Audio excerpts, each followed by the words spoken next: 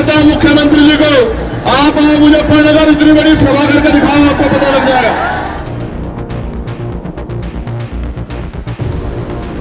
वो कहते नहीं कहते, हम तो भविष्य देख लेते हैं।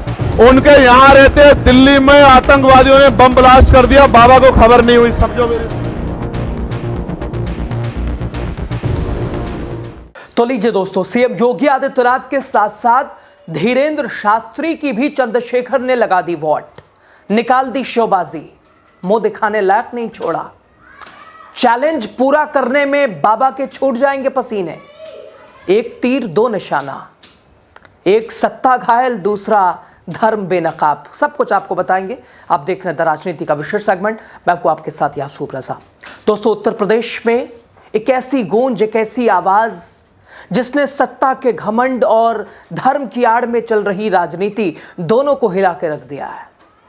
एक तरफ योगी आदित्यनाथ की सरकार अपनी ताकत के दम पर पूरे प्रदेश में लोहे की दंडनी दिखानी फिरती है, और दूसरी तरफ बाबा बागेश्वर लिख के देते हैं, साहब ऐसा होगा वैसा होगा।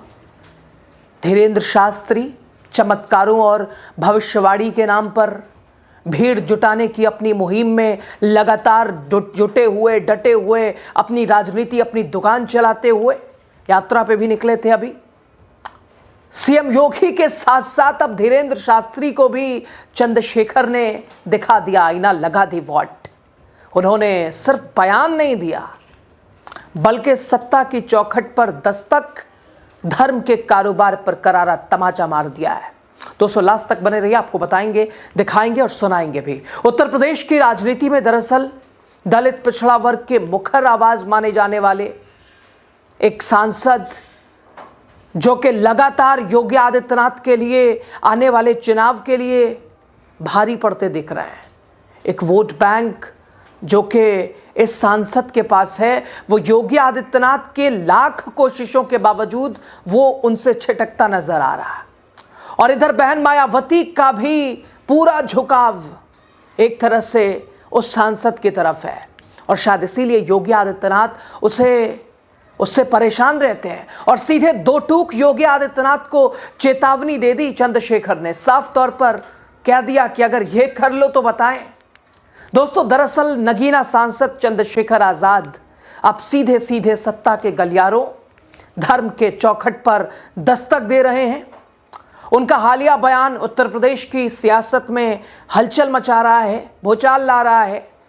चंद्रशेखर ने एक झटके में उत्तर प्रदेश के मुखिया योगी बाबा और उधर दूसरी तरफ एक और बाबा, सपने दिखाने वाले, पन्नों में लिख के देने वाले कि क्या होगा तुम्हारे साथ, क्या नहीं होगा, और पता नहीं जो उन्होंने दिया वो हुआ भी कि नहीं हुआ। आने वाले समय का देते भी हैं, वो होता भी है, या कुछ पता भी उन्हें चलता है, या सिर्फ तुक्कम पे ही दुकान चल रही है। एक तरफ योगी आदित्यनाथ की वोट लगाई, दूसरी तरफ बागेश्वर धाम के पीठाधीश्वर धीरेंद्र शास्त्री, दोनों पर ही जोरदार हमला बोला है। दरअसल दोस्तों, मुजफ्फरनगर में एक जनसभा को संबोधित करते हुए उन्होंने अपनी सभा को डिस्टर्ब किए जाने का भी आरोप लगाया।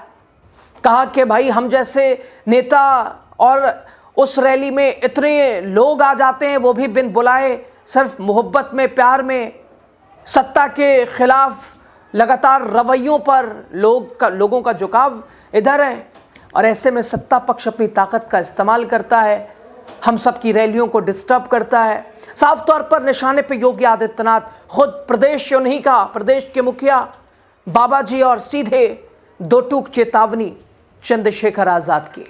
उन्होंने धीरेंद्र शास्त्री की भी सनातन हिंदू एकता पदयात्रा पर जोरदार हमला बोला, यानी एक तीर दो निशाना। दोस्तों, धीरेंद्र शास्त्री के भी सपने हैं, वो पता नहीं पूरे होंगे कि नहीं होंगे।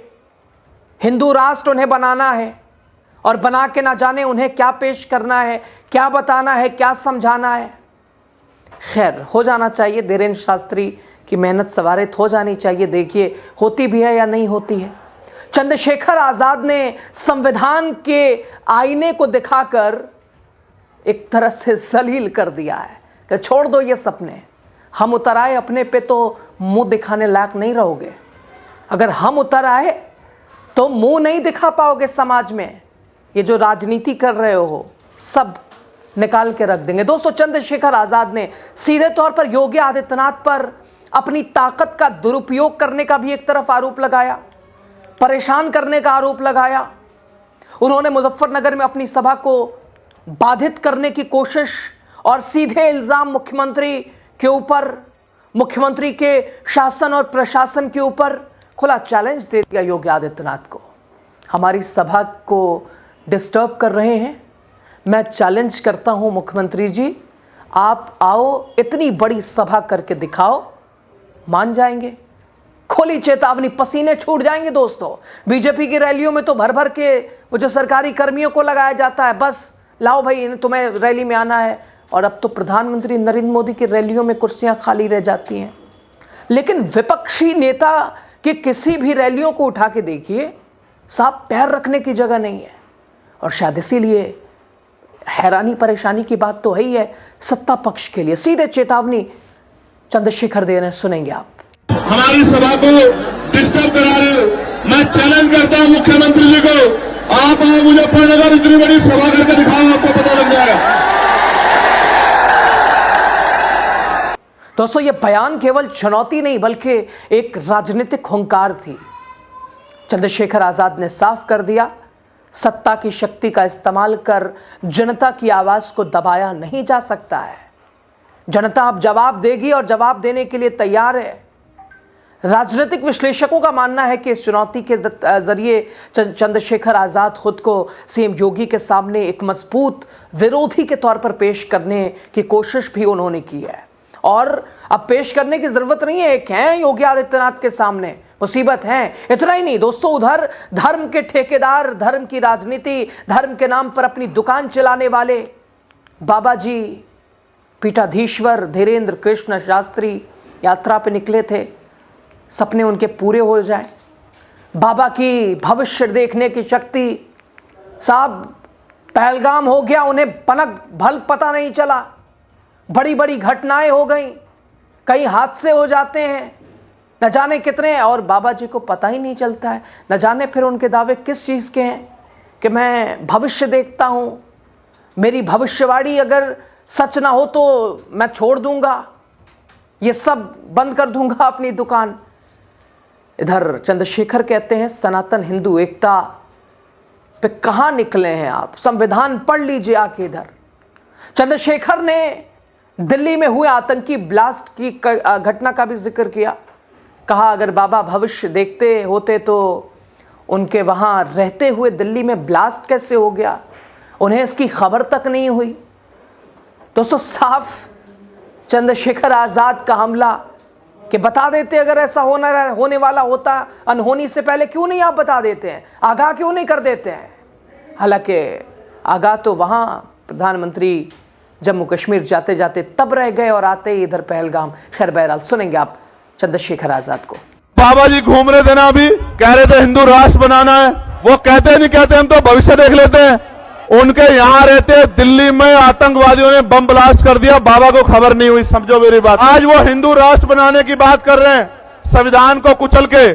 कल अगर चंद्रशेखर आजाद बहुजन राष्ट्र बनाने के लिए निकल गया 85% लोगों को लेके ना, फिर देख लेना क्या होगा। अगर ऐसे चलाना चाहते हो संविधान के विरोध में तो देख लेना। दोस्तों, चंद्रशेखर आजाद ने अपनी बात को धर्म से हटकर संविधान, राष्ट्रीय सुरक्षा के मुद्दे पर एक तरह से मोड़ने की कोशिश की। उन्होंने स्पष्ट शब्दों में कहा संविधान के साथ चलना होगा, वरना अपना देख लो कहां जाना है तुम्हें।